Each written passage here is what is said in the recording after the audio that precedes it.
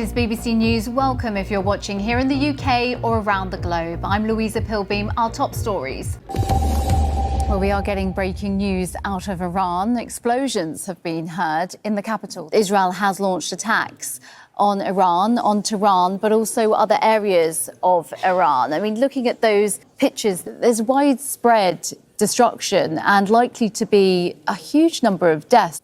Well, this is an act of war. We have our correspondent standing by for us. Zaina Antonius is live in Beirut. But first, let's speak with Andy Rosejan, who's in Washington, D.C. Andy, a 3-week extension to the ceasefire between Israel and Lebanon then announced at the White House. What exactly was said? Well, President Trump, Louisa, was painting just a very rosy, optimistic picture, as he often does. Talk about the nuclear question while I have you, because you wrote a book, Iran and the Bomb, with extensive research and primary Iran and US sources. So I wonder, what's your assessment of whether Iran should be allowed a nuclear weapon, despite, of course, the Iranian government denying that they even want one? Well, it depends on the perspective. Some people would contend that nuclear weapons are weapons of peace.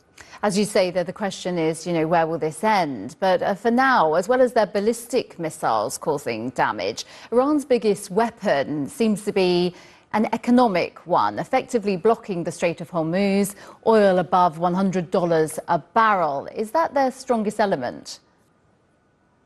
I think so. I think that's when Americans are going to start to feel the consequences of the war at home.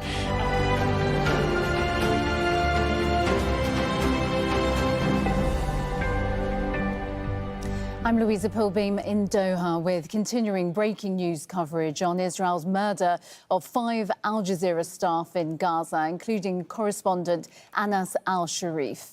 This evening, Hamda, Israel saying that this was a targeted attack. They have come out officially and said that, but they haven't offered any proof. Well, this is a pattern from the Israeli military and government alike when they target, when they kill people.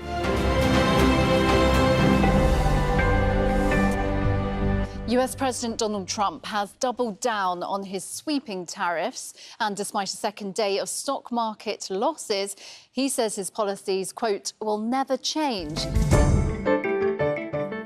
Hello, I'm Louisa Pilbeam. This is Counting the Cost on Al Jazeera, your weekly look at the world of business and economics. This week, OPEC Plus pumps more oil, while Donald Trump's tariffs target Russian crude buyers. I don't see there's a whole lot of positivity for the oil price come the end of the year. It's useful to point out that the US is not part of OPEC Plus. And we're having this conversation before a scheduled meeting between Trump and Russian President Vladimir Putin in Alaska. So among other priorities, obviously Ukraine, they could agree a deal on oil. How could that reshape the global oil market? The US president there speaking about China, speaking about Russia as well, saying Russia started this war and they can end this war. This is a win-win for Putin, isn't it? A meeting on the world stage with the most powerful man in the world? Let's take the host, Trump, first. He appears to have slowly hardened his stance towards President Putin in the last few weeks, leading to this. So what are the chances, though, of this meeting turning sour? Well, firstly, thank you so much for having me. I do think there is about a good 20 or even 25% chance of this meeting turning sour. Some doctors go on strike.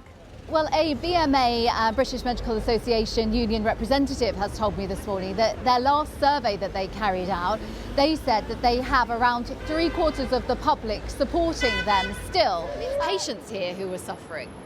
We're sorry for that. We would much rather be inside doing what we've trained for so long to do, looking after patients. To join my colleague Louisa Pilbeam, who is there. Louisa, so what do we know about what happened in Brixton? Kasia, well, we've been speaking to multiple witnesses down here, most of whom say that a barbecue was going on here, a large party in the area outside this housing estate in Brixton.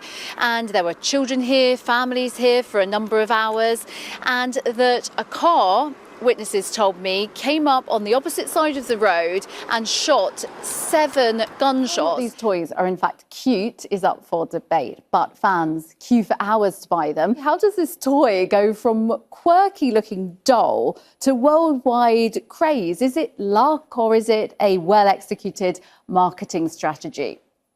I would say it's a lot of things coming together. Well, that ice reminds me how terrible I am at ice skating. But you, I imagine you'd be so good because you're so graceful. Oh, I'll take these compliments. For now, though, that's your news hour. Do stay with us on TRT World.